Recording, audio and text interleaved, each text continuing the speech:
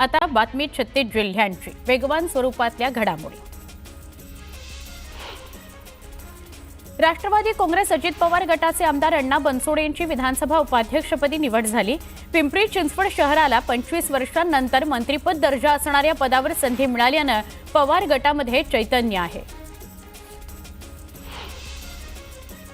कायद्याने हुक्क्यावर बंदी घालण्यात आली आहे, मात्र त्यानंतरही कोणी हॉटेलमध्ये अशा प्रकारे हुक्का पार्लर चालवत असेल तर संबंधितांचे हॉटेलचे परवाने रद्द करण्यात येणार असल्याची माहिती राज्याचे मुख्यमंत्री देवेंद्र फडणवीस यांनी दिली।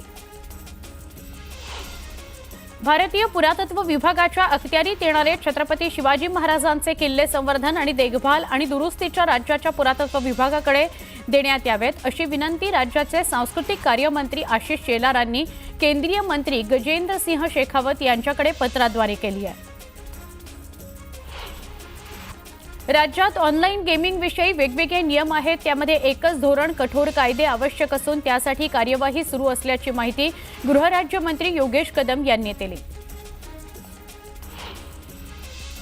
कोचिंग क्लासेसचे नियमन करणारे विधेयक पावसाळी अधिवेशनामध्ये मांडण्यात येईल अशी माहिती राज्य सरकारने उच्च न्यायालयामध्ये दिली आहे। कोचिंग क्लासेस कोणत्याही नियामक यंत्रणेशिवाय चालवले जातात, त्यासाठी कठोर कायदा केला जाणार आहे। राज्यातील दप्तर दिरंगाई आणि भ्रष्टाचार रोखण्याकरता सरकारच्या अनेक योजना नागरिकांना आता व्हॉट्सअॅपच्या माध्यमातून उपलब्ध करून देण्यात येणार आहेत। त्याकरता मेटा कंपनीबरोबर करार करण्यात आला असून नागरिकांना सरकारी सेवांचं शुल्कही व्हॉट्सअॅपच्या माध्यमातून भरता येईल अशी घोषणा मुख्यमंत्री देवेंद्र फडणवीस यांनी केली। विधान परिषदेचे विरोधी पक्षनेते अंबादास दानवे यांनी गृह विभागाच्या कारभारावर टीका केली आहे। राज्यात रोज 22 अत्याचार आणि 45 विनयभंगाच्या घटना घडतात। आरोपींवर कारवाई होत नसल्यामुळे गुन्हेगारांवर पोलिसांचा धाक राहिलेला नाही असा आरोप अंतिम आठवडा प्रस्तावावर बोलताना दानवेंनी केला। दावोसमध्ये सामंजस्य करार केलेल्या 17 प्रकल्पांना अतिरिक्त विशेष प्रोत्साहन तर 2 अतिविशाल प्रकल्पांना विशेष प्रोत्साहन देण्यास मुख्यमंत्री देवेंद्र फडणवीस यांच्या अध्यक्षतेखाली झालेल्या मंत्रिमंडळ बैठकीत मंजुरी देण्यात आली। या 19 प्रकल्पांच्या माध्यमातून राज्यात 3,92,000 कोटी रुपयांची नवीन गुंतवणूक येणार असून 1 लाख रोजगार निर्मिती होणार आहे। धान उत्पादक शेतकऱ्यांना यावर्षी 2 हेक्टरपर्यंत प्रति हेक्टर 20,000 रुपये अनुदान देण्यात येईल। तसंच सौर पंप योजनेमध्ये पाणी पातळी खाली गेलेल्या भागात 10 HP कृषी पंप बसवण्यात मान्यता देत असल्याचं मुख्यमंत्री देवेंद्र फडणवीस यांनी विधानसभेत जाहीर केलं। 2019च्या आधीच्या नोंदणीकृत असलेल्या 1.75 कोटी वाहनांना HSRP बसवणं बंधनकारक आहे। त्याकरता आता 30 जूनपर्यंत मुदतवाढ देण्यात आली आहे अशी माहिती परिवहन मंत्री प्रताप सरनाईक यांनी दिली आहे। पानिपत ही मराठ्यांच्या पराभवाची नाही तर शौर्याची लढाई आहे। पानिपतच्या लढाईमध्ये पराभव झाल्याचं शल्य मनात असेल, पण तिथे आमचा पराभव झाला असं आम्ही मानत नाही। पानिपतमधून ऊर्जा घेऊनच महादजी शिंदे यांनी नंतर दिल्ली जिंकली। छत्रपती शिवरायांचा भगवा देशात फडकवला। या देशाकरता मराठे लढले, म्हणूनच त्या ठिकाणी शौर्याचं स्मारक तयार झालं पाहिजे। मुख्यमंत्री देवेंद्र फडणवीस यांनी मंगळवारी या संदर्भातलं भाष्य केलं।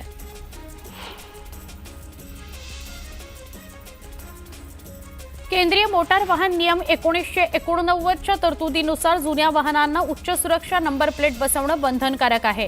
ही नंबर प्लेट लावण्यासाठीचे महाराष्ट्रातील शुल्क इतर राज्यांच्या तुलनेमध्ये कमी आहे। या शुल्कामध्ये विसंगती असल्याचे आरोप होत आहेत, तरी सगळे पुरावे तपासून योग्य ती चौकशी केली जाईल। तथापि शुल्कामध्ये बदल होणार नसल्याचं परिवहन मंत्री प्रताप सरनाईक यांनी सांगितलं। सांगली जिल्ह्यातील उबाठा शिवसेनेला मोठा खिंडार पडलाय। जिल्ह्यातील पदाधिकाऱ्यांनी उबाठाला रामराम करत उपमुख्यमंत्री शिंदेंच्या उपस्थितीत शिवसेनेमध्ये प्रवेश केला। गुढीपाडव्याला पंतप्रधान नरेंद्र मोदी नागपुरात येणार आहेत। पंतप्रधानांच्या नियोजित दौऱ्याच्या अनुषंगाने नागपूर पोलीस आयुक्त डॉक्टर रवींद्र कुमार सिंघल, मनपा आयुक्त तथा प्रशासक डॉक्टर अभिजित चौधरी यांनी दौऱ्यातील संपूर्ण मार्गाची पाहणी केली। राष्ट्रवादी काँग्रेसच्या आमदार आणि मंत्र्यांची देवगिरीवर अजित पवारांच्या उपस्थितीत बैठक पार पडली। या बैठकीला छगन भुजबळ आणि धनंजय मुंडे गैरहजर होते, त्यामुळे पुन्हा एकदा नाराजीच्या चर्चा रंगू लागल्या आहेत। राज्य सरकारने पुन्हा एकदा IAS अधिकाऱ्यांच्या बदल्यांचा आदेश काढला आहे। यामध्ये सांगली, पालघर, चंद्रपूर इथल्या अधिकाऱ्यांचा समावेश आहे। सांगलीतील शुभम गुप्ता महापालिका आयुक्त सांगली यांची विदर्भ वैधानिक विकास मंडळ नागपूर इथं सदस्य सचिव म्हणून नियुक्ती करण्यात आलेली आहे। केंद्रीय गृहमंत्री अमित शहा 12 एप्रिलला रायगड दौऱ्यावर असणार आहेत। छत्रपती शिवाजी महाराजांच्या पुण्यतिथीनिमित्त रायगडावर जाऊन अमित शहा शिवरायांना अभिवादन करणार आहेत। यावेळी मुख्यमंत्री देवेंद्र फडणवीसही उपस्थित राहतील। अलीकडचे पुढारी पाया पडायच्या लायकीचे राहिलेले नाहीत, त्यामुळे पाया पडायच्या नादी लागू नका असं वक्तव्य उपमुख्यमंत्री अजित पवार यांनी केलं। संसदेत 1 एप्रिलला वक्फ सुधारणा विधेयक मांडलं जाण्याची शक्यता आहे। केंद्रीय अल्पसंख्याक मंत्रालयाच्या वतीने हे विधेयक संसदेच्या पटलावर ठेवण्यात येणार आहे। एक राष्ट्र एक निवडणूक विधेयकावरील अहवाल सादर करण्याकरता मुदतवाढ देण्याबाबत आज लोकसभेमध्ये प्रस्ताव मांडण्यात आला। यावेळी लोकसभेनं एकमतानं संयुक्त संसदीय समितीचा कार्यकाळ पावसाळी अधिवेशन 2025च्या शेवटच्या आठवड्याच्या पहिल्या दिवसापर्यंत वाढवण्यास मान्यता दिली आहे।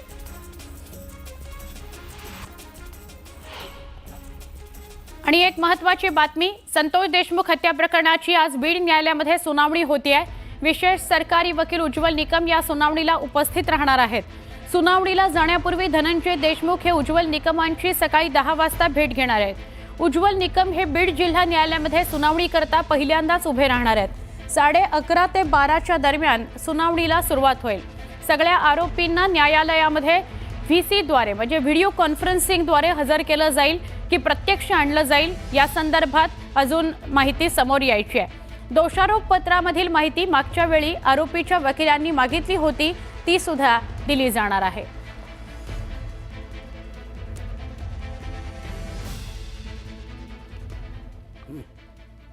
पुन्हा एकदा वेगवान स्वरूपातल्या बातम्या। टीव्ही डिबेटवर नागपूर दंगलीबाबत पक्षाची बाजू मांडल्यानं भाजपा प्रवक्ते अजय पाठक यांना जीवे मारण्याची धमकी देण्यात आली। सिरियातून त्यांना जीवे मारण्याची धमकी देण्यात आली। पाठक यांनी सीताबर्डी पोलीस ठाण्यात तक्रार दाखल केली आहे। तुमचं मूळ खातं असलेल्या बँकेशिवाय इतर बँकांच्या एटीएम मधून पैसे काढणं 1 मे पासून महागणार आहे।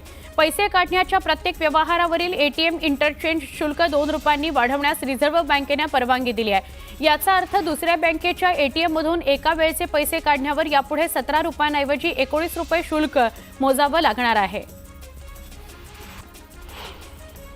संभाजीनगर शहराची तहान भागवणाऱ्या 1200 मिलीमीटरच्या जलवाहिनीवरील एअर व्हॉल्व्ह ट्रकचा धक्का लागला आणि लिकेज झालं।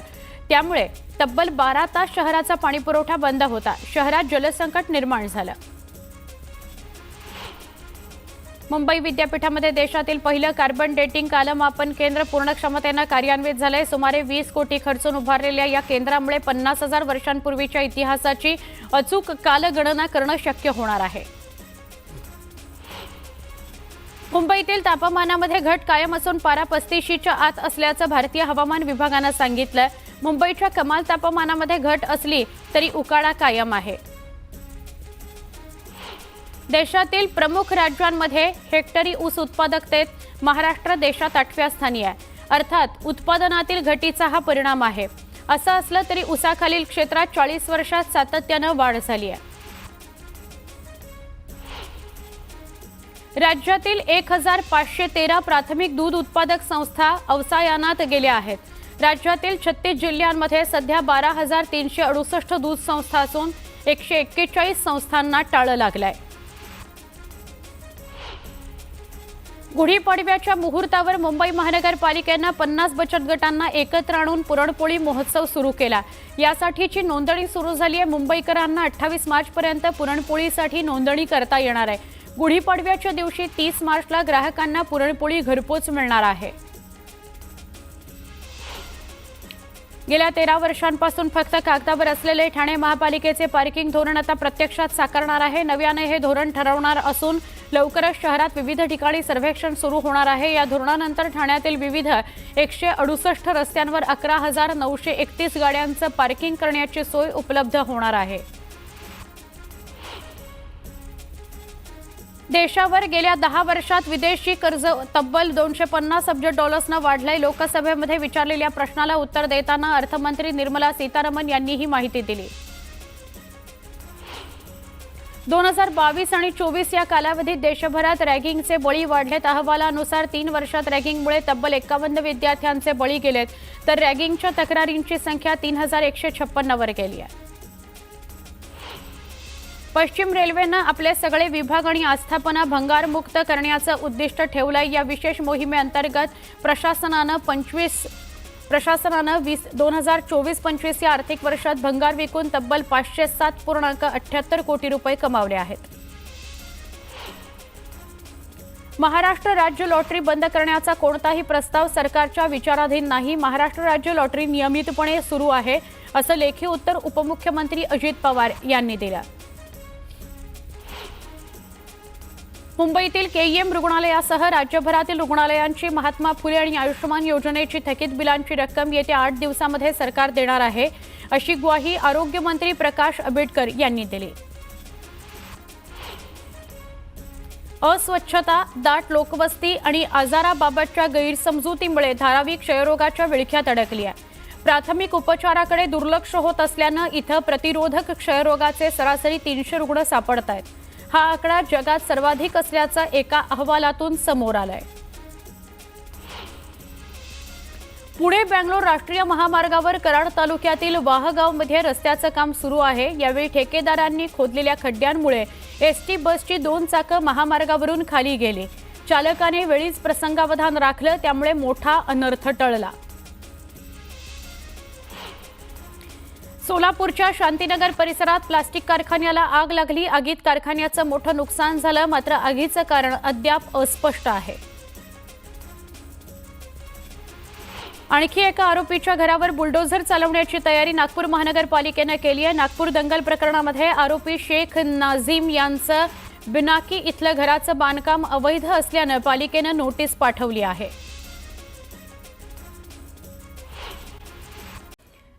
लाडकी बहीण योजनेतील लाभार्थी महिलांच्या कागदपत्रांची पडताळणी सुरू असून अनेक जिल्ह्यातील लाभार्थी महिलांची संख्या कमी होती आहे. याच पडताळणीमध्ये पुण्यातून मोठी अपडेट समोर आली आहे. पुण्यातील 16,000 लाडक्या बहिणींचे आधार क्रमांक जुळत नसल्याची माहिती समोर आली आहे. वित्त विधेयक लोकसभेमध्ये 2025 मंजूर झालंय. अर्थमंत्री निर्मला सीतारामन यांनी सुधारित वित्त विधेयक 2025 सादर केलं. या सुधारणांमध्ये ऑनलाईन जाहिरातींवरील 6% डिजिटल कर रद्द करणं समाविष्ट आहे. याशिवाय इतर 34 दुरुस्त्या समाविष्ट आहेत. आता हे विधेयक राज्यसभेमध्ये सादर केलं जाणार आहे.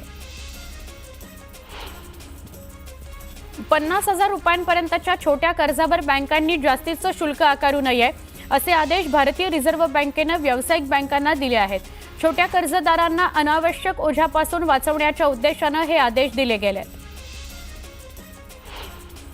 स्टँडअप कॉमेडियन कुणाल कामराबाबत उत्तर प्रदेशचे मुख्यमंत्री योगी आदित्यनाथ यांनी भूमिका मांडली. अभिव्यक्ती स्वातंत्र्य हे कुणालाही वैयक्तिक लक्ष्य करण्याकरता असू शकत नाही, असं योगी आदित्यनाथ म्हणाले. अभिनेत्री आणि खासदार कंगना रनौत हिनं कॉमेडियन कुणाल कामराचा चांगलाच समाचार घेतला. सहमत असाल किंवा नसाल, परंतु अशा पद्धतीनं मजा घेणं योग्य नाही. हे कायद्याच्या विरोधात आहे. अशा पद्धतीनं कुणाविषयी व्यक्तिगत बोलणं चुकीचं आहे, असा हल्लाबोलही तिनं केला.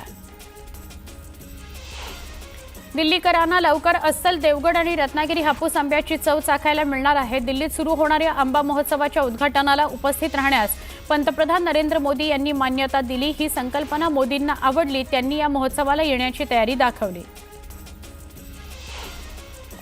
सोमेश्वर सहकारी साखर कारखान्याचे चालू गाळप हंगामातील ऊसाकरता प्रतिटन 3,173 रुपये एफआरपी देण्याचा निर्णय घेतला गेला आहे. आतापर्यंत 2,800 रुपये सभासदांच्या खात्यावर वर्ग केलेत. उर्वरित 373 रुपये 31 मार्च पूर्वी सगळी रक्कम सभासदांच्या खात्यावर वर्ग करण्यात येणार आहे. कोल्हापुरामध्ये वादळी वाऱ्यासह पावसानं हजेरी लावली. अचानक आलेल्या पावसानं नागरिकांची तारांबळ उडवून दिली. गडहिंग्लजमध्ये मुसळधार पाऊस झाला, यामुळे रस्त्यांवर पाणी साचलं. वाहतुकीवर याचा परिणाम झाला. बारामतीतल्या सातव चौकात एका कारनं अचानक पेट घेतला. सुदैवानं यात जीवितहानी झाली नाही, पण या आगीत कारचं मोठं नुकसान झालंय. कर्मचारी भविष्य निर्वाह निधी संघटना आता UPI-द्वारे PF दाव्याची प्रक्रिया वेगवान करणार आहे. UPI मे महिन्याच्या अखेरीस EPFO प्रणालीमध्ये जोडलं जाईल. याचा फायदा 7 कोटी EPF सदस्यांना होईल. त्यांना त्यांचे पैसे PF खात्यात त्वरित हस्तांतरित करता येतील असं सांगितलं जात आहे. नाशिक जिल्ह्यात उन्हाळ कांद्याची 37,000 क्विंटल इतकी आवक झाली आहे, तर छत्रपती संभाजीनगर बाजारात 895 क्विंटल इतकी आवक झाली आहे. कांद्याची आवक वाढल्याने शेतकऱ्यांसह व्यापाऱ्यांमध्ये आनंदाचं वातावरण आहे.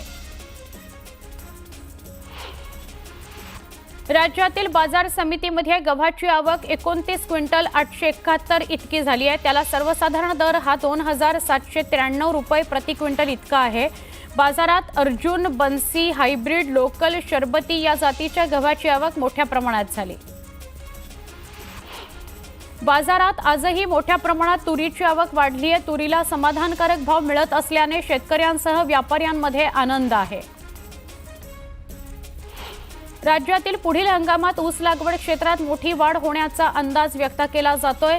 राज्यात यंदा सरासरीपेक्षा अधिक ऊस क्षेत्र असून पुढील साखर हंगाम चांगला राहणार आहे.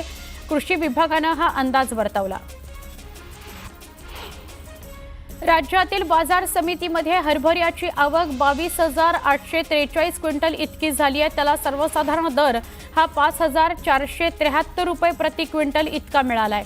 बाजारात बोल्ड, चाफा, हायब्रिड, गरडा, काबुली, काट्या, लाल, लोकल, पिवळा या जातीच्या हरभऱ्याची आवक झाली आहे. सध्या सुरू असलेली रस्त्यांची कामं पूर्ण करण्याकरता मुंबई महानगरपालिका प्रशासनानं कंत्राटदारांना 31 मे पर्यंतची अंतिम मुदत दिली आहे. तोपर्यंत येत्या 70 दिवसात ही कामं पूर्ण करा, त्याकरता नियोजन करा असे आदेश पालिका आयुक्त भूषण गगराणी यांनी मुंबई महापालिकेच्या रस्ते विभागाला दिलेत. वेगवेगळ्या अडचणीत सापडलेल्या सामान्य लोकांनी डायल 112 या हेल्पलाईन क्रमांकावर मदतीकरता कॉल केला. 2024 या वर्षात 17,25,000 लोकांनी कॉल केला. मीरा भाईंदरमध्ये अवघ्या 2.5 मिनिटात पोलिसांनी मदत पोहोचवली. डॉक्टर बाबासाहेब आंबेडकरांच्या जीवनाशी संबंधित प्रमुख ठिकाणांना आणि बौद्ध समुदायाशी संबंधित ठिकाणांना भेटी देण्याकरता भारतभर रेल्वे प्रवास करता येणार आहे. IRCTC-द्वारे मुंबई, पुणे, नागपूर, महू इथं भारत गौरव टुरिस्ट ट्रेन ही विशेष रेल्वे गाडी चालवण्यात येईल. मध्य रेल्वेवर कल्याण आणि बदलापूर दरम्यानच्या विद्यमान रोड ओव्हरब्रिजच्या गर्डर्सचं डिलॉन्चिंग करण्याकरता शनिवारी मध्यरात्री विशेष वाहतूक आणि पॉवर ब्लॉक घेण्यात येणार आहे. शनिवारी मध्यरात्री 1:30 ते रविवारी पहाटे 4:30 दरम्यान ब्लॉक घेण्यात येणार आहे. राज्य सामायिक प्रवेश परीक्षा कक्षामार्फत 3 वर्ष LLB आणि 5 वर्ष LLB अभ्यासक्रमाच्या CET प्रवेश परीक्षा घेऊन इच्छिणाऱ्या विद्यार्थ्यांना मोठा दिलासा मिळाला आहे. या परीक्षेसाठी पुन्हा मुदतवाढ देण्यात आली असून विद्यार्थी 27 मार्चपर्यंत अर्ज भरू शकतात. उष्णतेच्या लाटांमुळे 1ली ते 9वीच्या विद्यार्थ्यांच्या परीक्षा सकाळच्या सत्रात घ्याव्यात अशी सूचना शालेय शिक्षण विभागाला आपत्ती व्यवस्थापन विभागाने दिली आहे. 8 ते 25 एप्रिल या काळात परीक्षा घेण्याचे आदेश देण्यात आले. POP पासून बनवलेल्या मूर्तीचा वापर आणि विसर्जन करण्यास बंदी घालण्यात आली आहे. याबाबत CPCB मार्गदर्शक तत्वांचा गणेश मूर्तिकारांनी उच्च न्यायालयामध्ये आव्हान दिलेलं आहे.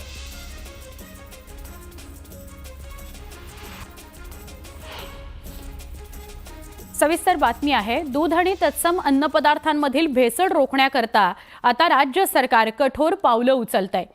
त्यामुळे अशी भेसळ करणाऱ्यांवर मकोका अंतर्गत कडक कारवाई करण्याकरता सध्याच्या कायद्यात आवश्यक त्या सुधारणा करण्यात येतील असं उपमुख्यमंत्री अजित पवार म्हणाले. त्या संदर्भातला प्रस्ताव मंत्रिमंडळासमोर सादर करावा असे निर्देश उपमुख्यमंत्री अजित पवार यांनी दिले. एनॉलॉग चीज हा अर्थात राज्यात अनेक ठिकाणी एनॉलॉग पनीर या नावाने विक्री होतो. याबाबतच्या प्रश्नावर त्यांनी उत्तर दिलं. एनॉलॉग चीज असल्यास त्यासंबंधीची माहिती दुकानात दर्शनी भागात लावण्यासंदर्भात सूचना द्याव्यात असे निर्देश अजित पवारांनी दिले. दूध भेसळ प्रकरणातील आरोपी कोणीही कोणत्याही पक्षाचे कितीही मोठे असतील तरी त्यांच्यावर कठोर कारवाई करा असे निर्देश त्यांनी दिले आहेत.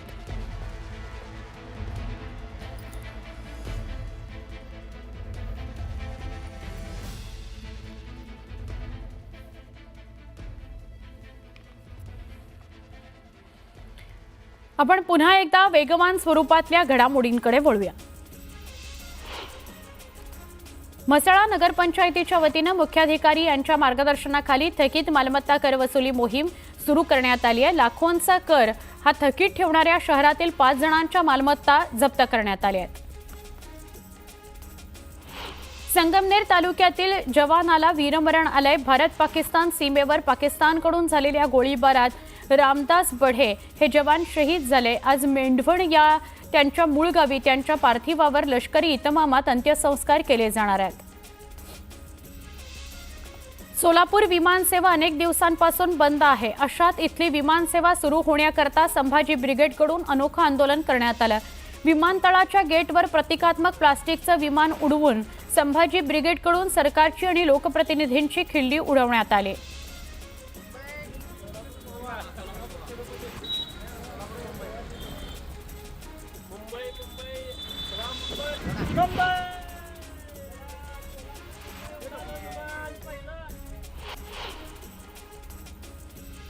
मुंबई महापालिकेने मोठ्या प्रमाणात रुग्णालये पीपीपी तत्वावर देण्याचा निर्णय घेतलाय। या निर्णयाला काँग्रेस आणि शिवसेना ठाकरे गटाच्या नेत्यांनंतर आता भाजपच्या एका माजी नगरसेवकाने विरोध केलाय। रुग्णालयांच्या खासगीकरणाबाबत मुलुंड इथं भाजपचे माजी नगरसेवक प्रकाश गंगाधरे यांनी मंगळवारी आयुक्त आणि उपनगर पालकमंत्र्यांना पत्र लिहून निषेध व्यक्त केला। हवामानातील बदलाचा कोकणातील हापूस उत्पादनावर परिणाम झालाय। अपेक्षित थंडी न पडल्याने पहिल्या बहरातील मोहोर गळून पडलाय। त्यामुळे हापूस आंबा पीक 30 ते 40% घटणार आहे। चिपळूणमध्ये 2019 साली तिवरे धरण फुटल्यानंतर बेघर झालेल्या नागरिकांकरता अंदाजे 85 लाख रुपये खर्च करून 15 कंटेनर उपलब्ध करून देण्यात आले। प्रत्येक कंटेनरची किंमत 5.5 लाख रुपये होती। हे तात्पुरतं निवासस्थान म्हणून देण्यात आलं। मात्र लोकांना कायमस्वरूपी घरं मिळाल्यानंतर हे कंटेनर वापराविना पडून आहेत आणि आता भंगारात जाण्याची वेळ आली आहे। नवी मुंबई विमानतळ प्रकल्प कामाकरता करण्यात आलेल्या गौण खनिज उत्खनन भरावाच्या अनुषंगाने भरलेली रॉयल्टीचे 21 कोटी सिडकोला परत करण्याचे निर्देश महसूल विभागाने रायगड जिल्हाधिकाऱ्यांना दिलेत। सिडकोच्या माध्यमातून विमानतळ प्रकल्पाचं काम केलं जात आहे। जेएनपीए मुंबईतील मालेट भाड्यानं घेतलेल्या 3.16 एकर क्षेत्रावर 1000 कोटी रुपये खर्च करून कॉर्पोरेट कार्यालयाकरता 20 मजल्यांची इमारत उभारण्यात येणार आहे। याची घोषणा अध्यक्षांनी केली। पैशांची अफरातफर केल्यानं सोलापूर कृषी उत्पन्न बाजार समितीच्या प्रशासक पदावरून हटवण्यात आलेल्या मोहन निंबाळकर यांची पुन्हा प्रशासकपदी नियुक्ती करण्यात आली आहे। यावर उच्च न्यायालयाने तीव्र नाराजी व्यक्त करत सरकारच्या आदेशाला स्थगिती दिली आहे। राज्यात बांधकाम व्यवसायासाठी 600 रुपये ब्रास रेती मिळेल अशी घोषणा तत्कालीन मुख्यमंत्री एकनाथ शिंदेंनी 1.5 वर्षांपूर्वी केली होती। मात्र ती अद्याप उपलब्ध न झाल्याने व्यावसायिकांना गुजरात नंदुरबार इथून 4000 पासून पुढे रेती मिळते आहे। रेती मिळत नसल्याने त्या ठिकाणाहून ती आणून बांधकाम पुढे न्यावं लागत आहे। रेडी रेकनरच्या दरात 1 एप्रिलपासून 10% दरवाढ होत असल्याने खरेदी विक्री व्यवहाराकरता दुय्यम निबंधक कार्यालयामध्ये गर्दी होत आहे। त्यातच मार्च अखेरीस 3 दिवस सुट्या आहेत। त्यामुळे नागरिकांची गैरसोय टाळण्याकरता राज्यातील दुय्यम निबंधक कार्यालय 29, 30 आणि 31 मार्चला सुरू राहतील तसे आदेश नोंदणी महानिरीक्षकांनी सोमवारी दिले आहेत। भारतात इलेक्ट्रिक वाहनांच्या खपासोबत विमा घेणाऱ्यांची संख्याही वेगाने वाढते। गेल्या 3 वर्षात ईव्हीसाठी विमा पॉलिसीची मागणी तब्बल 16 पटींनी वाढली आहे। ईव्ही कारकरता विमा पॉलिसीचा हिस्सा मार्च 2025 पर्यंत 8.2% वाढलाय। म्हणजेच 3 वर्षात हा वाटा झपाट्याने वाढलाय। S&P ग्लोबल रेटिंग्सने पुढील आर्थिक वर्ष 2025-26 साठी भारताच्या जीडीपी वाढीचा अंदाज 6.7% वरून कमी करून 6.5% केला आहे। कारण त्यांना आशिया प्रशांत क्षेत्रातील अर्थव्यवस्थांवर अमेरिकेच्या वाढत्या शुल्कामुळे आणि जागतिकीकरणामुळे दबाव वाढण्याची अपेक्षा आहे।